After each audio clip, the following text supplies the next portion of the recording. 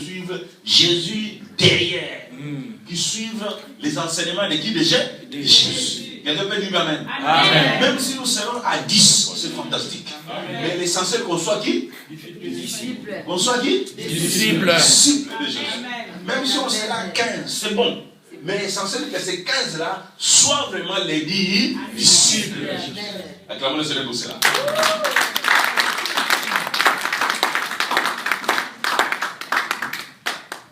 Veux-tu faire traverser de l'autre côté de la mer?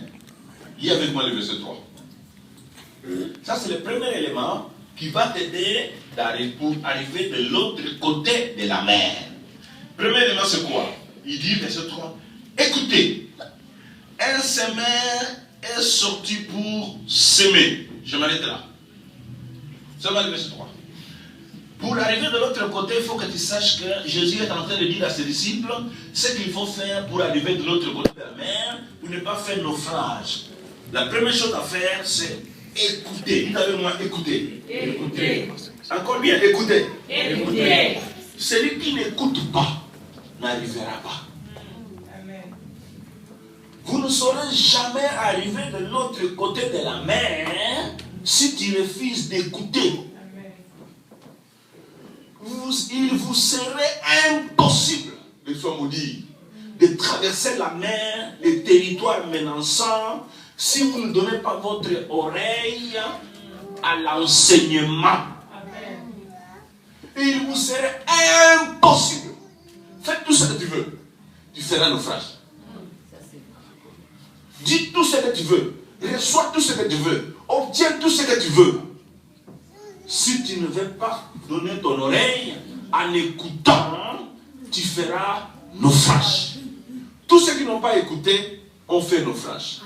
Et les gens qui font naufrage en la mer parce qu'ils n'écoutent pas. Ils n'écoutent ni la parole de Dieu, ils n'écoutent ni les conseils des gens, ils n'écoutent rien, ils n'écoutent personne. Ces gens-là, je vous dis, frère, vous ferez naufrage. Sinon, je vous donnerai mon doigt de venir couper. Je te promets. Dites que moi je ne vais écouter personne et je traverserai. C'est faux. Je te donnerai mon doigt que tu viennes couper. Je n'ai jamais vu quelqu'un traverser les territoires menaçants sans écouter.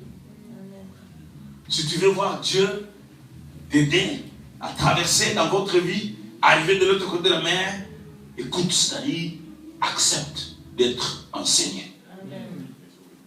Quelqu'un peut dire amen. Amen. Accepte d'être enseigné. Suivez les enseignements. Accepte que tu sois disciple.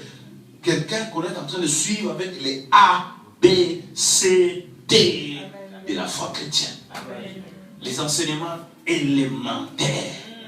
Parce que la connaissance va te soutenir pendant la tempête.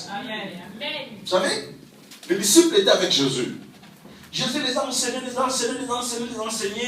et il a dit, allez de l'autre côté de la mer. Et lui part dormir. Quand ils ont vu la tempête, à quoi sert l'enseignement? L'enseignement nous aidera à faire face aux épreuves, à faire face aux tempêtes. Et quand ils ont vu la tempête, au lieu de faire face à la tempête, sont allés réveiller l'enseignant. Quand l'enseignant se réveille, il dit, mais quoi, monsieur?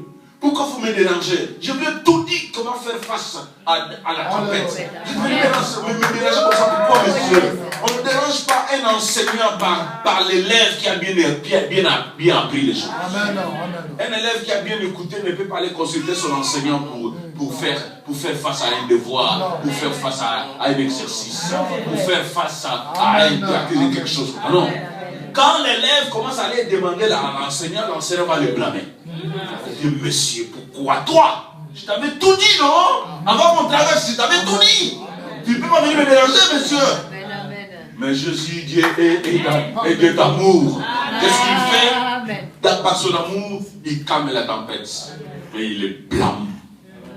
Veux-tu être blâmé par Dieu? Non. Frère, veux-tu être blâmé par Dieu? Moi, je ne veux pas que Dieu me blâme. Voilà pourquoi je cherche que je connaisse. Amen.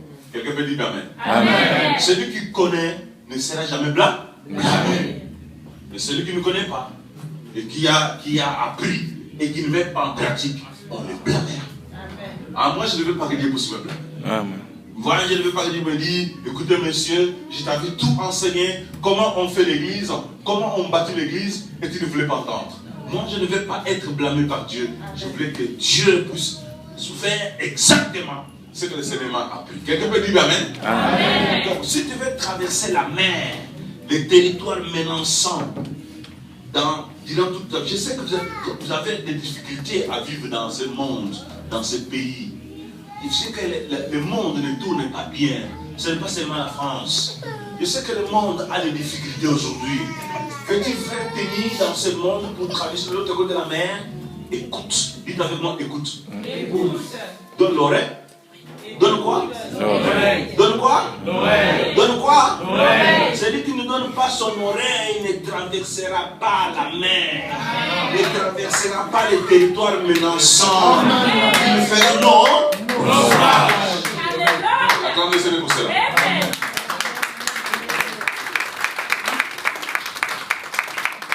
Donc, ça dit quoi? Pendant la traversée de la mer, nous écoutons. Pendant la traversée, nous donnons nos oreilles à l'enseignement. Pendant la traversée, nous cherchons à connaître ce que Dieu veut. Pendant la traversée, nous lisons la Bible. Pendant la traversée, nous écoutons la parole de Dieu. C'est donc je vous dis, cette église que vous venez commencer à parler, vous serez bien enseignés. Amen. Très bien enseignés. Amen. Parce que ce qui détruit les gens, c'est le manque d'enseignement. Ce n'est pas le manque de prière. Les gens prient à tout moment, mais ils prient dans l'ignorance. Quand on est bien enseigné, tu feras face aux tempêtes. Amen. Tu feras face au vent. Amen. Quand on est bien enseigné, tu feras face aux faux enseignants. Amen. Quand tu verras quelqu'un, soi-disant pasteur, qui se méconduit, un enseignant saura que non, lui, il n'est pas dans la voie. Et je n'abandonne pas la vie chrétienne à cause de celui-là, qui vit dans le faux, parce que je suis enseigné. Amen. Mais quelqu'un qui n'est pas enseigné, quand il voit quelqu'un vivre dans le faux, il dit, avec eux aussi qui prie. Oui, quelqu'un peut prier, mais il prie dans le faux. Mais quand on est bien enseigné, on tient debout. Quelqu'un m'entend? Amen. Donc, il est dangereux de traverser ce territoire menaçant qui est la mort sans un enseignement. Il est dangereux de traverser ce territoire de la mort sans écouter. Je vous dis, les bateaux, c'est vous, c'est moi, votre mariage, votre maison, tout ce que vous faites, cette église. Nous sommes tous un bateau. Veux-il que cette église puisse aller de l'avant? Écoutez les enseignements du Seigneur Jésus-Christ. Recevez les enseignements. Quand vous allez recevoir les enseignements, vous traverserez les territoires menaçants. Car celui qui écoute aura les possibilités de traverser ce territoire de la mort. Amen. Amen. Aura les possibilités de traverser les territoires de la mort. Celui qui écoute les enseignements de Jésus. Je dis bien les enseignements de Jésus. La parole de Dieu. Lisez la Bible jour et nuit. Nous allons mettre en place un programme avec le pasteur. On va en parler. Comment vous allez comme ça suivre les enseignements. On va vous enseigner pour que vous soyez des chrétiens bâtis. Des chrétiens assis. Parce qu'ils seront flottants de gauche à droite. Parce qu'ils seront emportés par les vents. Parce que les vents vont venir. Quand les vents viennent, il emporte ceux qui flottent. Mais vous ne serez jamais flottants. Vous serez assis. Quand les faux viendront, vous serez tenus. Parce que vous savez que là c'est faux et ça c'est vrai. Quelqu'un m'entend? Je te dis frère, fais quoi? Écoute. Écoutez. Écoutez. Donne l'oreille au conseil. Qui a déjà vu une rivière être droite? Qui a déjà vu la rivière être droite? Moi, mes ancêtres disaient que la rivière n'est pas droite parce que n'a pas suivi les conseils. C'est ça la rivière. Dans votre vie, frère, si vous n'avez pas suivi les conseils, vous serez comme ça. Vous n'aurez pas une vie droite. Vous serez comme ça. Alors je vous exhorte, dès que vous êtes là, partons de l'espoir. Amen. Donne l'oreille au conseil. à l'enseignement. Suivez les enseignements bibliques. Recevez les enseignements. Et vous serez droit. Vous allez tenir. Et vous traverserez de l'autre côté de la mer. Amen. Parce que l'enseignement a toujours sa place dans la vie de ceux qui veulent traverser. Ceux qui veulent arriver de l'autre côté de la mer doivent être enseignés. Ils doivent rencontrer, parce que vous rencontrerez les tempêtes. Frère, dans les mariages, il y a des tempêtes. Moi, je suis jeune marié de 22 ans, mais j'en ai vu du bleu, du noir et du chocolat dans mon mariage. Amen. Je vous dis, il y a des tempêtes même dans les mariages. Si vous n'êtes pas enseigné, vous serez naufrage. Vous allez abandonner, vous allez dire, j'en ai marre, je suis fatigué. Moi, je dois laisser. Je vous dis, vous changerez de femme et de hommes. Et vous vivez la même chose. Amen. Amen. Amen. Quelqu'un m'entend? Amen. Est-ce que quelqu'un m'entend? Amen. Il est mieux de continuer à vivre avec celui qui a déjà des expériences que d'aller chez quelqu'un d'autre avec qui il faut refaire.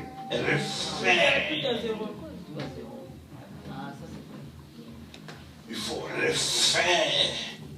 Et quand vous allez refaire, vous arrivez aux mêmes années que l'autre, les mêmes problèmes. Mais qu'est-ce qui m'a pris moi? Moi, qu'est-ce qui m'a appelé finalement? Vous serez malheureux. Malheureux. Moi, je ne veux pas que vous soyez malheureux, frère. Je veux que vous soyez heureux dans la vie. Quelqu'un m'entend? Vous êtes bateau de l'espoir. Quelqu'un m'entend? Vous êtes qui? Bateau de l'espoir. Bateau de l'espoir. Alors de l'autre côté, vous vaincrez, frère. Donc l'enseignement est là pour nous affermir, pour que nous puissions nous épanouir, pour que nous ayons une personnalité. Un homme enseigné à la personnalité. Dans la vie, frère, soyez enseignés. Même l'enseignement séculier. Il y a des étrangers, nous sommes tous des étrangers ici. Quand vous allez rentrer dans votre pays, vous rencontrerez comme un sapeur ou un expert. Un expert. Amen. Amen. Laissons vous poser encore cette question. Quand vous allez rentrer dans votre pays, vous rentrerez comme un sapeur et un expert. Expert. Votre pays a besoin des experts. Pas besoin de sapeurs. Amen. Quelqu'un m'entend? Il n'a pas besoin de ceux qui s'habillent en costume, il a besoin de ceux qui ont la tête. C'est pour cela, Dieu vous a fait arriver dans ces pays où les gens étudient facilement, transforment ta tête. Et il y a des enseignements séculiers, dans toute la technicité. Apprends. Quelqu'un m'entend?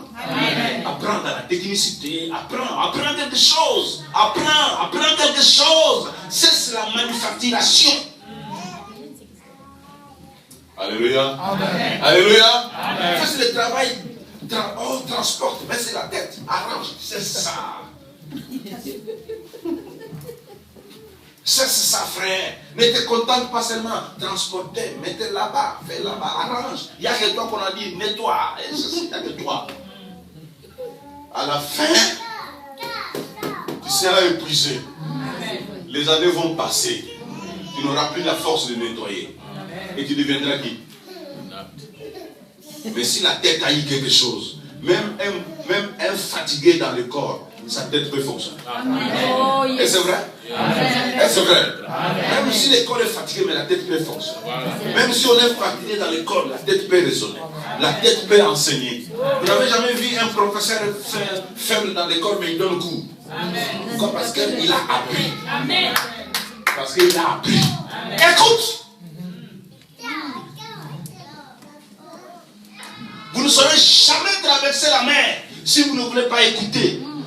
Donnez votre oreille aux enseignements séculiers. Donnez votre oreille aux enseignements spirituels. Dites la Bible. Soyez équilibrés. La Bible à gauche, les mains à droite. Dites avec moi la Bible à gauche, les mains à droite. La Bible à gauche, le marteau à droite. Ah, dites bien ça. Je dis quoi? La Bible à gauche, le marteau à droite. Où est votre gauche? La Bible à gauche? Les marteaux? Où est votre gauche? C'est là. Mettez la Bible à gauche. Et les marteaux? Voilà, voilà, équilibré. Si vous êtes ça, vous traverserez. Quelqu'un m'entend? Quelqu'un m'entend? Amen. Si vous mettez la Bible à gauche, les marteaux à droite, vous traverserez. traverserez les territoires menaçants. Acclamez pour cela. Sinon, vous ferez un naufrage dans la vie. Vous n'arriverez pas de l'autre côté de la mer. Vous ne saurez pas arriver. Quelqu'un m'entend? Donc l'église a ce travail-là. Dès que vous êtes là, vous devez comprendre que vous êtes dans ce bateau de l'espoir pour écouter les enseignements.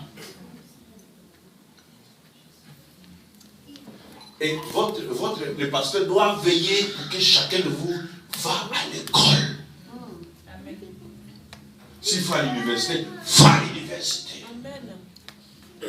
Je refuse les manufacturations ici. Amen. Amen. Amen. Tu n'es pas venu dans ce pays pour venir balayer. Amen. Tu m'entends? Amen. Sinon, tu es dans ton pays, va balayer vos routes. Amen. Tu es venu ici pour apprendre. Et quand tu rentres là avec la tête bien bombée, des connaissances, un bon expert. Quelqu'un m'entend dans la caméra, c'est pour cela.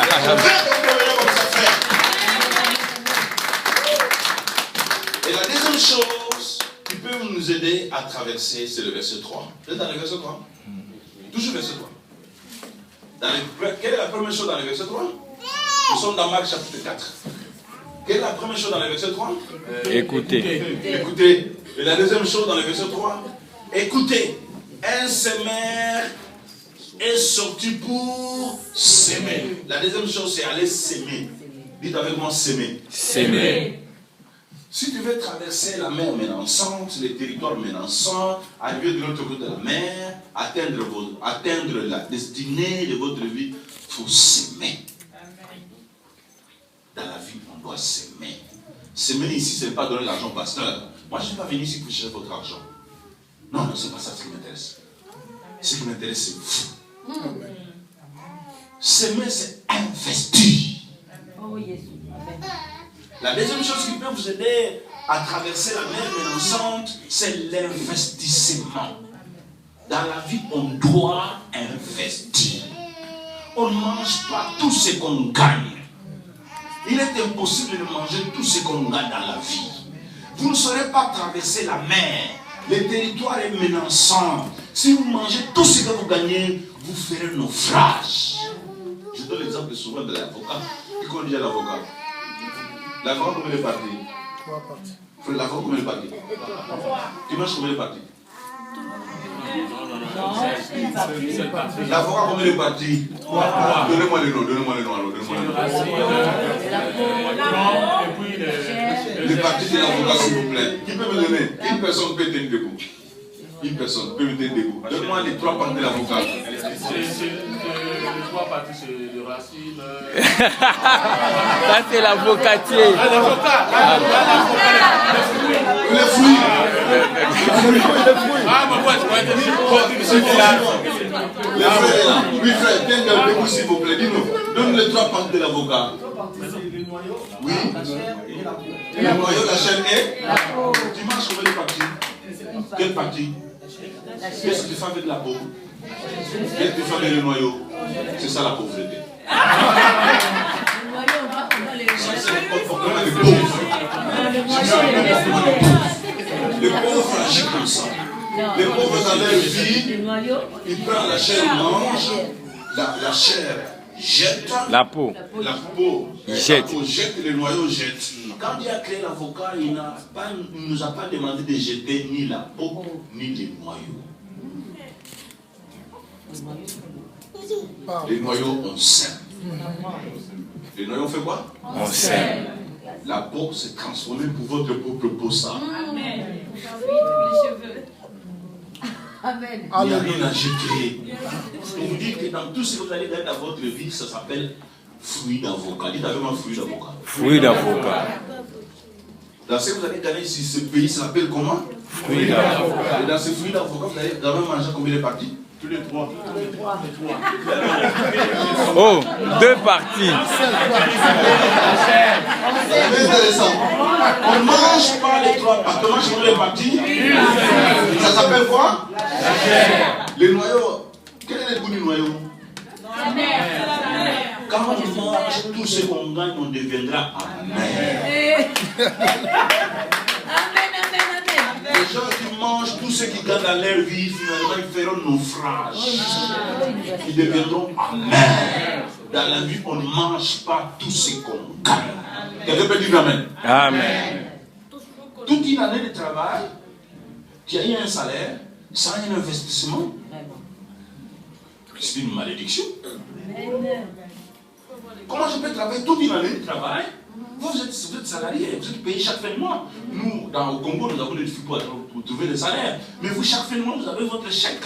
Vous avez votre chèque. Toute une année du travail, tu as eu un salaire, et tu n'as pas un investissement. Tu es maudit. Donc, veux-tu traverser la mer? Investis. Fais quoi? Investis. Fais quoi? Investis. Investis dans la vie. La vie, vous devez investir dans votre vie. Parce qu'il est très important d'investir. Parce que si vous ne parvenez pas à investir, le jour que la tempête viendra, vous ferez naufrage. Parce que les opportunités finissent dans la vie. Dites avec moi, les opportunités finissent. Les opportunités finissent. Et c'est vrai que les opportunités finissent. Oui. Dans la vie, les opportunités finissent. Ce ne sont pas toujours. C'est pour cela que quand on a des opportunités, on ne mange pas tout. On investit. Parce que le jour de la tempête, on reste tous des bouts. Parce qu'on a investi. Dès que vous avez votre salaire, on mange une partie qui est la peau. Semer le noyau. La chair, la peau plutôt, c'est donc dans le salaire, il y a 3 parties. Manger, investir, partager. Dites avec moi, manger, investir, partager. Encore une fois. Manger, investir, partager. Alors, j'ai dit quoi? Combien de parties? Répétez après moi s'il vous plaît. Manger, investir, partager. Dans la vie, c'est comme ça. Veux-tu tenir bon? Dans les mauvais jours, partage. Manger, investir, partager. Parce que les mauvais jours viendront. Si tu ne partages pas, pendant les moments difficiles, personne ne viendra t'aider. Parce que quand tu avais eu, tu n'avais pas partagé. Partage pendant que tu as les opportunités. Manger, investir, partager. Dites avec moi 3 choses. Hein? Manger, investir, partager. Acclamez le Seigneur pour cela. Voilà comment est-ce que nous pouvons devenir bateau de l'espoir. Un bateau de l'espoir, ce sont des personnes qui s'aiment, qui investissent dans la vie. Faire investir. Ce que je vous dis ne sont pas des paroles vaines, ce sont des choses expérimentées. Investir dans la vie, et vous verrez que vous ferez face à toutes les tempêtes et vous remporterez la victoire. Quand le vent sera mauvais, quand le jour sera mauvais, quand le moment va devenir dur, quand le chômage va venir, toi tu as quelque chose que tu avais investi. Et ce que tu as investi là, tu l'amènes au jour, tu manges et tu continues ta route. Quelqu'un m'entend? Acclame le Seigneur pour cela. Sinon, tu feras une frange dans la vie. Les semeurs, nous sommes dans Marc chapitre 4. Marc chapitre 4. Les semeurs ont une responsabilité. Celui qui investit a une responsabilité. Ici, Jésus parle du parabole du semeur. Il dit quelqu'un est sorti pour aller semer. Ah mon my God, il est temps. Quelqu'un est sorti pour aller semer. Pendant qu'il semait, une autre partie tomba sur les épines. Vous connaissez le parabole, non? Allez à la maison. Une autre partie tomba sur les épines. Une autre partie, les oiseaux sont venus manger. Une autre partie, la terre était dure. Il y avait des pierres. Et l'investissement était difficile. Les problèmes, ce n'est pas, frère, la terre dure. Les problèmes, ce ne sont pas les épines. Les problèmes, ce ne sont pas les pierres rocailleuses. Un investisseur a une responsabilité. Chaque semeur a une responsabilité. Quand on sème, on doit comprendre qu'on peut faire face aux épines. On peut faire face aux pierres rocailleuses. On peut faire face aux oiseaux. Qu'est-ce qu'il faut faire? Je ne croise pas les bras parce que j'ai rencontré les oiseaux. Je dis, mais je deviens l'oiseleur. Je les combats. Je dois combattre les oiseaux qui viennent manger ma semence. Quelqu'un dit amen. Amen. Quand je suis en face d'une terre dure, je ne lâche pas parce que la terre est dure. Je dois tourner la terre pour que la terre devienne quelque chose. La terre qui peut m'aider à investir. Donc, c'est-à-dire que pendant que vous êtes en train de semer, vous ferez face aux épines, vous ferez face aux terres dures, vous ferez face aux oiseaux, vous ferez face aux pierres. Amen. Vous êtes bateau de l'espoir. Vous avez un bateau de l'espoir. Bateau de l'espoir. Quelqu'un peut me dire que je suis bateau de l'espoir. Je suis bateau de l'espoir. Étant bateau de l'espoir, vous ferez face à ces 4 choses. Les épines. Amen. Les oiseaux. La terre tue. Non, ne croise pas les bras parce que tu as rencontré ça. Quelqu'un m'entend? Ne croise pas, ne te décourage pas parce que tu as rencontré ça. Cette église ici, c'est le bateau de l'espoir. Église ici, dès que vous êtes là, ne croisez pas les bras parce que votre église va rencontrer les épines. Ne croisez pas les bras parce que vous allez rencontrer la terre dure. Ne croisez pas les bras parce que vous allez rencontrer les oiseaux. Combattez-les! Combat la terre dure. Combat les épines. Combat les pierres rocailleuses. Combat ces choses-là. Transformez ça. Et vous allez investir. Quelqu'un peut dire amen? Amen. Investir dans ta vie personnelle. Personnellement, tu dois avoir un investissement. Si pas ici en France, dans le monde, cherche un endroit. Investis, ça va beaucoup t'aider dans l'avenir. Dans ton pays, investis. Personnellement, tu dois avoir un investissement. Pour ta maison, pour ta famille. Il faut faire. C'est dangereux. Manger tout votre salaire du 1er au 30. Tout parti dans les habits, parti dans la nourriture, parti. Là, c'est un pays comme vous, où vous ne payez pas les soins médicaux, il n'a pas un investissement. Quelle malédiction ça! Quelle malédiction! Si nous sommes dans les pays où nous payons les soins médicaux, nous investissons. Et vous? Ça, qui vous a maudit comme ça? Il s'appelle qui cet homme-là? Combatez! Amen. Amen. Amen. Quelqu'un m'entend? Amen. Est-ce que quelqu'un m'entend? Amen. Investissez dans votre vie personnelle et investissez dans cette église. Dans ton budget, il doit avoir la part de l'église.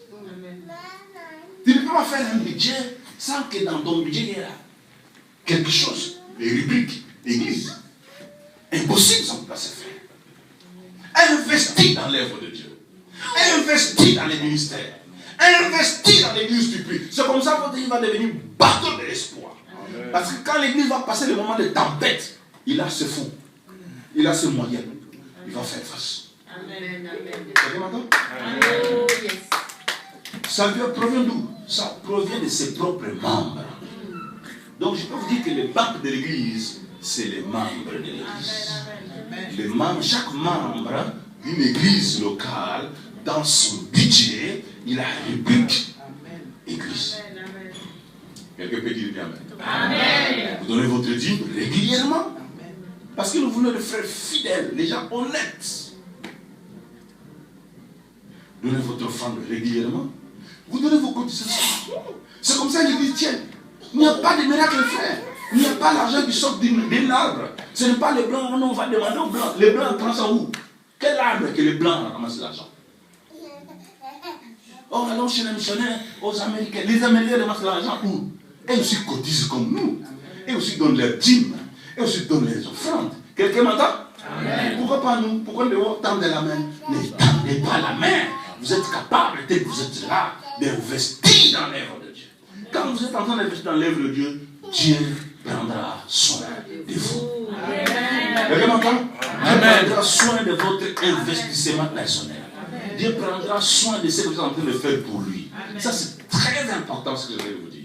Si vous voulez traverser de l'autre côté de la mer. Quelqu'un m'entend? Est-ce que quelqu'un m'entend? Amen. Je dis traverser de l'autre côté de la mer. Investis. Dans ta vie personnelle et dans la vie de l'église. Je ne dis pas dans les pasteurs, dans l'église. Amen. Je dis où? Dans l'église. Pas dans les pasteurs.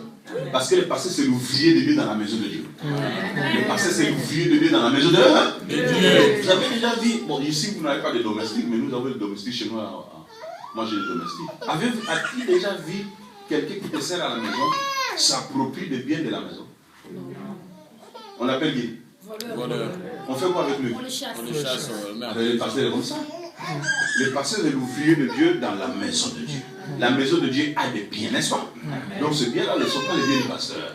Ce sont les biens de Dieu dans sa maison. les pasteurs, un ouvrier de Dieu. C'est-à-dire, la maison de Dieu doit payer les pasteurs. Quelqu'un m'entend? La maison de Dieu doit donner les rubriques du pasteur. Dans ce que l'église a, nous te donnons ça. On ne peut pas s'approprier et dire ce micro est à moi, ce synthé est à moi, ce chose est à moi. Non, ce n'est pas ça l'église que nous sommes appelés à bâtir. Nous sommes appelés à bâtir une église modèle. Une église modèle. Quelqu'un peut dire amen. Amen. Donc, les dîmes ne sont pas pour les pasteurs. Ce n'est pas pour les pasteurs les dîmes. Oh, pasteur, je m'ai dit, non, ce n'est pas l'argent du pasteur. C'est l'argent de l'église. Amen, amen. Le pasteur n'a pas le droit de bouffer la dîme. Moi, je ne bouffe pas la dîme à Kinshasa. J'ai une grande église de plus de 2000 personnes. Si je prends les dîmes de toutes ces personnes-là, l'église allait faire quoi? Mais à l'église, l'église me paye. Et c'est ce que je veux pour vous aussi. Quelqu'un m'entend? Amen. Est-ce que quelqu'un m'entend? Amen. L'église où les fidèles investissent. Et on prend soin du pasteur. Amen. Tu m'entends? Ainsi, vous ferez une église bateau de l'espoir. Une église bateau. Quand vous ferez face aux tempêtes, face aux difficultés, face à certaines choses, votre église a un investissement. Dis-nous, on peut tenir très bien. Je termine avec le verset 32. Tu peux lire le verset 32. Verset 32. Chapitre 4, verset 32. On termine là parce que le temps. Verset 32. Oui. Mais lorsqu'il a été sémé, il monte, devient plus grand que tous les légumes et pousse des grandes branches en sorte que les oiseaux du ciel viennent habiter sous son ombre. Voilà. Vous savez, la semence, l'investissement. Quand vous semez, quelqu'un m'entend? Quand vous semez, cette petite semence va devenir tout un arbre. Et l'arbre est capable de faire face à la tempête. L'arbre est capable de faire face au vent, à toutes sortes de difficultés. C'est pour ça que l'investissement dans la vie vous aidera à faire face aux difficultés. Parce que le jour que les difficultés viendront, c'est votre investissement qui va vous défendre. C'est pour ça que dans la vie, frère, on ne vit pas sans un investissement. Même les pères investissent. Parce que l'investissement devient tout un arbre. Un arbre. Et quand le vent vient, l'arbre bouge. Mais finalement, debout. Quelqu'un m'entend? Finalement quoi? Debout. On ne fait pas naufrage. Quand une église a un investissement, ça peut être bougé par les difficultés, par le vent, mais finalement, debout. Quand une famille a un investissement, ça peut être bougé par les problèmes, mais finalement, debout. Quand une vie a un investissement, ça va être bougé, mais finalement, debout. Quelqu'un m'entend? Amen. Ah, est-ce que quelqu'un m'entend? Amen. Finalement, debout. Finalement, debout. Vêtu devenir bateau de l'espoir. Et traverser la mer, arriver de l'autre côté. Amen. Je dis, investis. Fais quoi? Investir. Pour ta propre vie et pour ton église. Je te dis, dans ton budget, il faut qu'il y ait une rubrique église. Rubrique église. Et tu viens donner à l'église. Si c'est possible, votre église doit établir des quittances. Quelqu'un paye sa dîme, on lui donne les factures ici. Preuve que je paye. Quelqu'un m'entend? Amen. Parce que nous voulons faire une église. Moi j'ai envie de faire une église, pas une église de beaucoup de gens, mais une église de bonne réputation. Une église de très bonne réputation. Une église qui reflète la gloire du Seigneur. Quelqu'un peut dire, moi je paye ma dîme à l'église, va les récits. C'est bien ça. Va les récits. Parce que je préfère que vous puissiez faire ça. Mettez des récits pour les gens qui payent leurs dîmes. Moi je paye ma dîme, je parle de récits. Et là tu sauras combien tu as investi pour le Seigneur. Les jours que tu vas comme ça prier, tu mets tous ces papiers devant Dieu. Tu te mets à genoux, Seigneur. Seigneur. Alléluia. Alléluia. Ah, si Dieu ne te répond pas, viens me couper ce doigt. C'est très important. Quand on est bateau de l'espoir, on doit d'abord faire quoi? Écouter. Et deuxièmement, on fait quoi? On investit. Quelqu'un m'entend bien? Amen. Quand on investit, on deviendra tout un arbre. Et la Bible dit, les oiseaux du ciel viendront sur cet arbre-là. Celui qui a investi attire beaucoup de gens sur lui. Parce qu'ils savent qu'il a investi. Et les gens viendront chez toi. Ils deviennent mentors. Les gens vont se cacher sur toi. Tu deviens un mentor avec l'ombre. Tu as l'ombre. Et les gens seront sous ton ombre. Il dit, allons vers lui parce qu'il a l'ombre. Mais si tu n'as pas investi, tu n'auras pas l'ombre. Qui va venir se cacher avec toi? Qui va venir te faire confiance? Tu deviendras mentor de qui? Tu seras dirigé qui? Qui va accepter ta direction? Qui va accepter que tu les diriges? Personne! C'est pas grave. C'est pas grave. C'est pas grave, c'est pas grave. Qui va accepter que tu les diriges? Parce qu'il sait que toi, tu n'as tiens, monsieur. Tiens, monsieur, la tête tournée. Rien. C'est ma cravate, c'est le costume. Quand c'est ma cravate, et costume et chaussures, c'est tout. Quoi d'autre? C'est ma sape. Quand tu vas rentrer au commun, tu rentres comme sapeur, bien expert. Un expert. Je veux que tu rentres comme un expert. Quelqu'un m'entend? Amen. Est-ce que quelqu'un m'entend? Amen. Alors, pour faire ces choses, il faut être d'abord disciple de Jésus-Christ.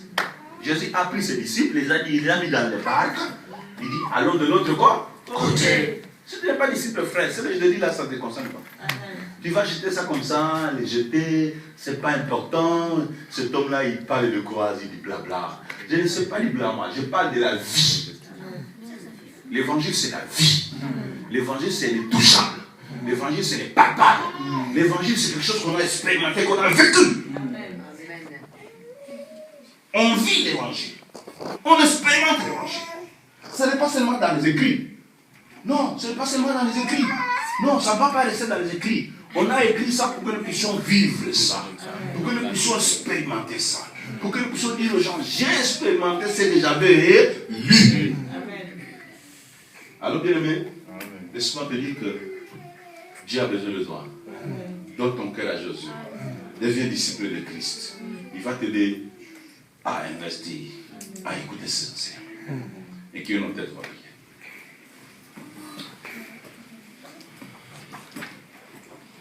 Incline la tête. Quand quelqu'un t'a fait du bien, on lui dit toujours merci. Et tu peux dire merci à Jésus pour ce que tu as entendu. Quand quelqu'un t'a dit de bonnes choses, on lui dit toujours merci. On est toujours reconnaissant envers la personne qui t'a parlé. Dis Seigneur, je te remercie pour ta parole. Tu m'as dit de bonnes choses.